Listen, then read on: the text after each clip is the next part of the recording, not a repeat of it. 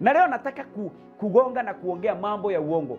Na uongo katika mwili wa Kristo ni kitu ambacho kimefanya watu wengi kutofika mahali ambapo wanafaa kufika. Uongo peke yake. Bwana Yesu asifiwe. Watu wengi wameokoka, lakini uongo yenye wako nayo ni uongo ambayo hata shetani uanga anashangaa.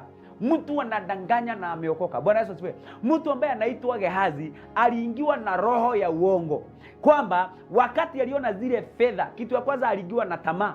Na ukumbuke tuliona siku ya jana, tamaa ya fedha ilimfanya mtu ambaye anaitwa Judas kujienda kujua na kutokuwa mwanafunzi mzuri, ambaye kwa sababu mtu ambaye anaitwa Judas ndiye alikuwa kwanza kukufa, na kukufa kwake ni kujua alijua. Tamaa ya fedha, alikuwa naiba tu pesa tudogo tudogo, hiyo tamaa ikakomaa.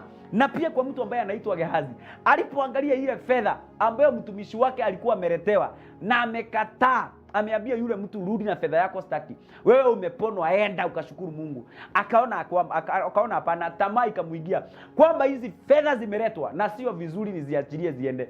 Wapendwa, tuko katika mwili wa Kristo. Hata kama hujaokoka, wenye tunafanya kazi, ni vizuri kutokuwa na tamaa mbaya. Bwana Yesu asifiwe. Tamaa zingine zinaweza kukuingia, tamaa za mali. Hata wengine wameingiwa na tamaa. Mtu anaona mke wa boss, anatamani yeye ni msichana, angetamani angeoleka akiwa mke wa pili. Ama anatamani, unasikia ameingiwa hata na karoho kaovu, kakufanyia yule mke wa boss mambo maovu aondoke ili yeye aolewe. Tamaa mbaya. Bwana Yesu asifiwe. Gehazi akaingiwa na tamaa mbaya, anafuata wale watumishi wakiwa hajaenda bali, anaenda anaanza uongo.